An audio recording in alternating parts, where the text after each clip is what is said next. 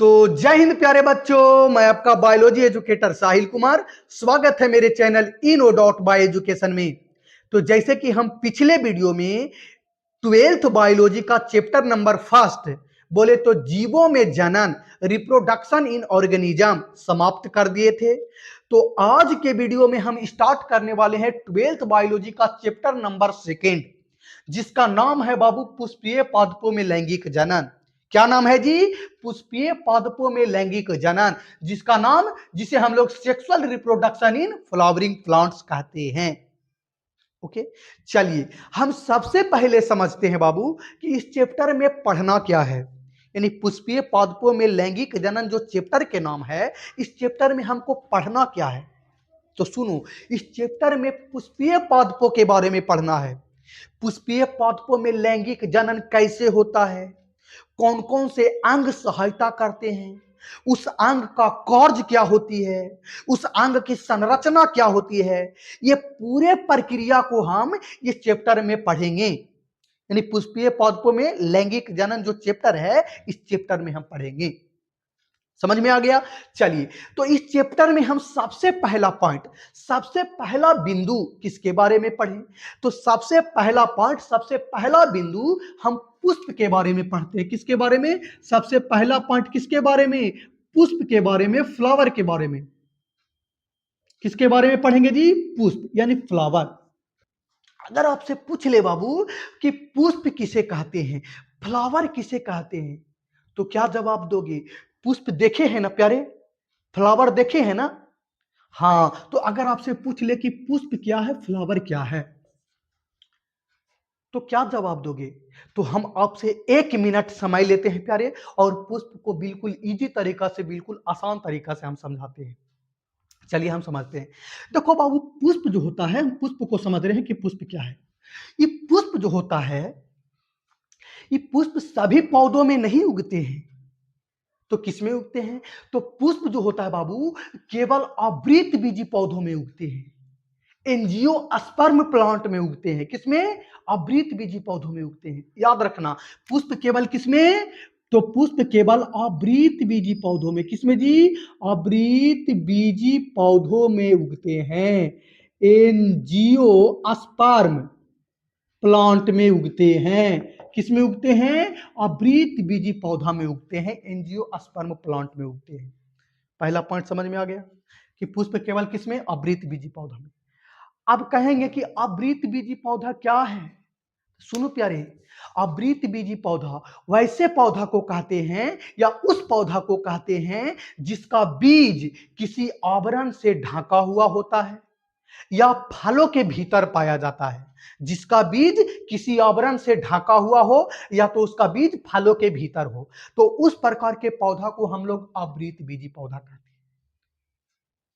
एक होता है अनावृतबीजी। तो अनावृतबीजी पौधा किसे कहते हैं? तो ऐसे पौधा जिसका बीज फलों के भीतर नहीं पाया जाता है और किसी आवरण से ढका हुआ नहीं रहता है, तो उस प्रकार के पौधा को हम लोग अनावृतबीजी पौधा कहते हैं। तो अनावृतबीजी पौधा में पुष्प नहीं उगते हैं। पुष्प केवल किस में उगते हैं? तो आवृतबीजी पौधा में उगते हैं। किसमें? आवृतबीजी पौधा में, एंजियोस्पर्म प्लांट्स में उगते हैं। पहला पॉइंट समझ में आया कि पुष्प किस में पौधों में उगते हैं? आवृतबीजी पौधा में। चलिए हम दूसरा पॉइंट समझते हैं। पुष्प जो होता है बाबू, एक प्रमुख अंग है। ये पौधा का सबसे प्रमुख अंग किसे मानते हैं? पुष्प को मानते हैं। तो हम कह सकते हैं पुष्प एक प्रमुख अंग है। कौन से अंग है? प्रमुख अंग है। कौन से अंग? प्रमुख अंग है। हमने कहा कि पुष्प आवृतबीजी पौधों में उगते हैं और पुष्प एक प्रमुख अंग है। चलिए 2 पॉइंट क्लियर हुआ। चलिए तीसरा पॉइंट समझना। पुष्प जो होता है बाबू, एक रूपांतरित प्ररोह है। पुष्प क्या है? एक रूपांतरित प्ररोह है। क्या है? रूपांतरित प्ररोह। अब कहेंगे एक रूपांतरित प्ररोह का मतलब क्या होता है? रूपांतरित प्ररोह का मतलब होता है बाबू,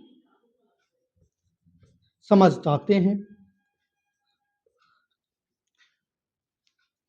क्या है? एक रूपांतरित प्ररोह है। पुष्प क्या है? एक रूपांतरित प्ररोह है।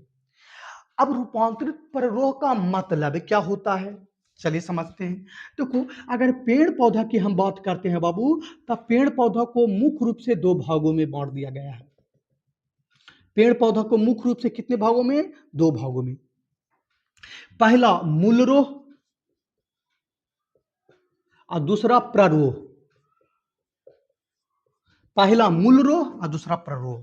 मूलरोह किसे कहते हैं? तो पौधा जमीन के नीचे वाले भाग को, पेड़ पौधा में जमीन के नीचे वाले भाग को हम लोग मूलरोह कहते हैं और जमीन के ऊपर वाले भाग को प्ररोह कहते हैं। याद रखना सिंपल तरीका से, ये जमीन के नीचे वाले भाग को मूलरोह कहते हैं और जमीन के ऊपर वाले भाग को प्ररोह कहते हैं। तब तुम बताओ कि जड़ जमीन के नीचे होता है कि ऊपर? जड़ जमीन के नीचे होता है, तो जड़ को हम लोग क्या कहते हैं? मूल रोह कहेंगे कि नहीं? क्या कहेंगे? मूल रोह। सही से लिख देते हैं बाबू, मूल रोह। अच्छा, तना जमीन के ऊपर उगता है कि नहीं? तो तना को हम लोग क्या कहते हैं? प्ररोह कहते हैं। तना को क्या कहते हैं बाबू? तना को कहते हैं प्ररोह। क्या कहते हैं? तना को कहते हैं प्ररोह। तो जमीन के नीचे वाले भाग को मूलरोह कहते हैं, यानी जड़ को मूलरोह कहते हैं, और जमीन के ऊपर वाले भाग यानी तना को प्ररोह कहते हैं। अब तुम बताओ कि पेड़ पौधा के जो पत्ती होता है, ये पुष्प होता है और फल होता है, किससे निकलता है, किससे विकसित होता है? या तो बोले किससे रूपांतरित होता है? ये जड़ से रूपांतरित होता है कि तना से, प्ररोह से रूपांतरित होता है? तब पत्ती, पुष्प, फल, ये तीनों के तीनों किससे? ये प्ररोह से निकलता है, प्ररोह से रूपांतरित होता है। लो, ये पत्ती हो गया, ये हो गया कोई पुष्प, ये क्या हो गया जी? कोई पुष्प। ये देखो, ये कोई हो गया फल, ये क्या हो गया? कोई फल। क्या हो गया जी? फल। तो ये जो पत्ती है, ये जो पुष्प है, ये जो फल है, ये तीनों के तीनों, ये तीनों के तीनों किससे रूपांतरित होता है? तना से, यानी प्ररोह से रूपांतरित होता है। तो हम यहाँ पे यही ना लिखे हैं कि जो पुष्प है एक रूपांतरित प्ररोह है, यानी कि प्ररोह से रूपांतरित होता है पुष्प। अब पत्ती भी प्ररोह से रूपांतरित हो रहा है और फल भी प्ररोह से रूपांतरित होता है। तो हम पुष्प के केवल चर्चा कर रहे हैं, तो हम यहाँ पे क्या लिखें कि जो पुष्प है एक रूपांतरित प्ररोह है, यानी कि प्ररोह से रूपांतरित होता है, प्ररोह से निकलता है। आया समझ में? चलिए, हम 3 पॉइंट समझाए हैं। पुष्प क्या है? तो पुष्प केवल आवृतबीजी पौधों में उगते हैं। पुष्प एक पेड़ पौधा का सबसे प्रमुख अंग है। अब पुष्प एक रूपांतरित प्ररोह है, यानी कि प्ररोह से रूपांतरित होता है। 3 पॉइंट। चलिए, चौथा पॉइंट समझना, ये पुष्प जो होता है, ये पुष्पों में लैंगिक जनन की क्रिया होती है। पेड़ पौधा के कई सारे अंग पाए जाते हैं, जैसे जड़ हो गया, तना हो गया, पत्ती हो गया, है ना, कई सारे अंग पाए जाते हैं, लेकिन उसमें लैंगिक जनन की क्रिया नहीं पाई जाती है। पेड़ पौधों में लैंगिक जनन की क्रिया कहाँ होती है? तो केवल पुष्पों में। तो हम कह सकते हैं कि पुष्पों में लैंगिक जनन की क्रिया होती है। किसकी? लैंगिक जनन की क्रिया होती है। किसकी क्रिया होती है? लैंगिक जनन की क्रिया होती है। तो 3 पॉइंट समझ में, 4 पॉइंट समझ में आया। हमने कहा कि पुष्प आवृतबीजी पौधों में उगते हैं। पुष्प एक प्रमुख अंग है। पुष्प एक रूपांतरित प्ररोह है। अब पुष्प में लैंगिक जनन की क्रिया होती है। बस इतना अगर आपको समझ में आ गया, तब पुष्प का डिफिनेशन आप समझ में आ गया। अगर आपसे पूछ ले कि पुष्प क्या है, तो कह सकते हैं कि पुष्प आवृतबीजी पौधा का, किसका? पुष्प आवृतबीजी पौधा का एक प्रमुख रूपांतरित प्ररोह है। पुष्प जो है आवृतबीजी पौधा का एक प्रमुख रूपांतरित प्ररोह है, जिसमें लैंगिक जनन की क्रिया होती है। पुष्प में लैंगिक जनन की क्रिया होती है, हाँ, जिसमें लैंगिक जनन की क्रिया होती है, जिसे ही हम लोग क्या कह देते हैं? पुष्प कहते हैं, फ्लावर कहते हैं। पुष्प आवृतबीजी पौधा का एक प्रमुख रूपांतरित प्ररोह है, जिसमें लैंगिक जनन की क्रिया होती है, उसे हम क्या कहते हैं? पुष्प कहते हैं, फ्लावर कहते हैं। आया समझ में? देखो, यहाँ पे हम डिफिनेशन लिख दिए हैं बाबू, पहले समय ना लगे इसलिए।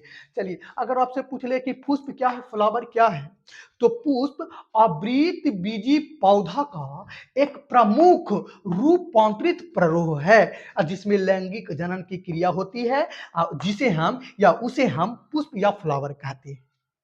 आया समझ में? चलिए, चलिए, हमने एक पॉइंट और समझना है यहाँ पे। हमने कहा कि पुष्प में लैंगिक जनन की क्रिया होती है। पुष्प में क्या होती है? लैंगिक जनन। यहाँ पे ध्यान दो, पुष्प में क्या होती है? लैंगिक जनन की क्रिया होती है। तो बताओ लैंगिक जनन करने के लिए कितने जीवों की आवश्यकता होती है? कितने युग्मकों की आवश्यकता होती है? तो दो युग्मकों के दो जीवों की आवश्यकता होती है, नर और मादा दोनों, यानी नर युग्मक और मादा युग्मक दोनों जीवों की दोनों युग्मकों की आवश्यकता होती है। तब पुष्प में लैंगिक जनन का क्रिया हो रहा है बाबू, तो इसमें भी नर युग्मक और मादा युग्मक निर्माण होता होगा। नर युग्मक कौन निर्माण करता होगा? नर भाग। और मादा युग्मक कौन निर्माण करता होगा? मादा भाग। तो यानी कहे के मतलब पुष्प में भी नर भाग और मादा भाग पाया जाता होगा कि नहीं? क्योंकि पुष्प में लैंगिक जनन की क्रिया हो रहा है, तो उसमें भी तो नर भाग और मादा भाग पाया जाता होगा जी, तब ना नर युग्मक और मादा युग्मक का निर्माण होगा। हाँ, बिल्कुल सही पकड़े आप। यानी कि पुष्पों में भी नर और मादा भाग पाया जाता है। तो यहाँ पर 2 पॉइंट याद रखना।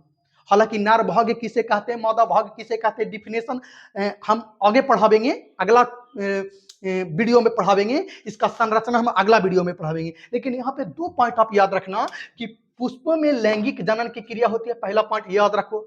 अच्छा, दूसरा, पुष्प के नर भाग को हम लोग क्या कहते हैं? यानी पुष्प के जो नर भाग होता है, वो पुष्प के नर भागों को क्या कहते हैं? तब पुष्प के नर भागों को हम लोग पुमांग कहते हैं। केवल याद रख लेना पुमांग क्या है, पुमांग की संरचना क्या, हम आगे वीडियो वाला बतावेंगे। हमने कहा कि पुष्प के नर भाग को क्या कहते हैं? पुमांग कहते हैं, एंड्रोसियम कहते हैं। उसी प्रकार पुष्प के मादा भाग को क्या कहते हैं? जयांग कहते हैं, गाइनोसियम कहते हैं। क्या कहते हैं? जयांग। याद रखिए। चलिए, हम पुष्प के बारे में ना पढ़ रहे बाबू, तो ये भी याद रख लेना कि पुष्पों का अध्ययन करना क्या कहलाता है? एंथोलॉजी। हम पहला ही लेक्चर में जब बेसिक स्टार्ट किए थे तो बताए होंगे कि पुष्पों का अध्ययन करना क्या कहलाता है? एंथोलॉजी। अब पुष्पों का खेती करना क्या कहलाता है प्यारे? फ्लोरिकल्चर। तो हम अभी पढ़े हैं केवल पुष्प के बारे में। किसके बारे में? पुष्प के बारे में बाबू। तो आप ये नोट कर लीजिए, पुष्प किसे कहते हैं। उसके बाद हम अगला पॉइंट पढ़ते हैं पुष्प के प्रकार के बारे में, टाइप्स ऑफ फ्लावर्स के बारे में। ओके, चलिए। तो चलिए बाबू, जैसे हम पुष्प के बारे में पढ़ लिए, तो अब हम पढ़ते हैं बाबू पुष्प के प्रकार के बारे में, टाइप्स ऑफ फ्लावर के बारे में। तो पुष्प जो होता है, ये मुख्य रूप से 2 प्रकार के होते हैं। 2 टाइप्स ऑफ फ्लावर। पुष्प कितने प्रकार के? पुष्प जो होते हैं मुख्य रूप से 2 प्रकार के होते हैं, या डायरेक्ट कह सकते हैं पुष्प 2 प्रकार के होते हैं। कौन कौन से 2 प्रकार के होते हैं भाई? तो एक होता है एक लिंगी पुष्प, और दूसरी होती है द्विलिंगी पुष्प। पुष्प कितने प्रकार के? पुष्प 2 प्रकार के। पहला एक लिंगी पुष्प और दूसरा द्विलिंगी पुष्प। एक लिंगी पुष्प इंग्लिश में कहते हैं यूनिसेक्सुअल फ्लावर, और द्विलिंगी पुष्प जिसको इंग्लिश में कहते हैं बाइसेक्सुअल फ्लावर। अब एक लिंगी पुष्प किसे कहते हैं और द्विलिंगी पुष्प किसे कहते हैं, चलिए हम बारी बारी से समझते हैं। सबसे पहले हम समझते हैं एक लिंगी पुष्प। क्या एक लिंगी पुष्प किसे कहते हैं? तो एक लिंगी पुष्प का मतलब क्या होता है? देखो यहां इसका डिफिनेशन लिखा गया है, एक लिंगी पुष्प। तो एक लिंगी पुष्प क्या है? तो ऐसे पुष्प जिसमें नर भाग पुमांग और मादा भाग जायांग दोनों अलग अलग पुष्पों पर पाया जाता है, एक ही पुष्प पर नहीं। नर भाग पुमांग अलग पुष्प पर और मादा भाग जायांग एक अलग पुष्प पर। तो ऐसे पुष्प जिसमें नर भाग पुमांग और मादा भाग जायांग दोनों अलग अलग पुष्पों पर पाया जाता है, अलग अलग पुष्पों पर उपस्थित होता है, तो उस प्रकार के पुष्प को हम एक लिंगी पुष्प कहते हैं। देखो यहाँ पे संरचना बना है, नर भाग पुमांग एक अलग पुष्पों पर है, और देखो मादा भाग जायांग एक अलग पुष्पों पर है। तो ऐसे पुष्प जिस पर नर भाग पुमांग और मादा भाग जायांग दोनों अलग अलग पुष्पों पर पाया जाता है, दोनों एक ही पुष्प पर नहीं, दोनों अलग अलग पुष्पों पर पाया जाता है, तो उसे हम एक लिंगी पुष्प कहते हैं। डिफिनेशन लिख दिए बाबू, ऐसे पुष्प जिसमें नर भाग पुमांग तथा मादा भाग जायांग दोनों अलग अलग पुष्पों पर पाया जाता है, तो उसे हम एक लिंगी पुष्प कहते हैं। या हम शॉर्ट तरीका से ये भी डिफिनेशन दे सकते हो कि ऐसे पुष्प जिसमें केवल एक ही लिंग पाया जाता है, नर और मादा यानी कि पुमांग और जायांग में से दोनों में से केवल एक ही लिंग पाया जाता है, तो उसे हम एक लिंगी पुष्प कहते हैं।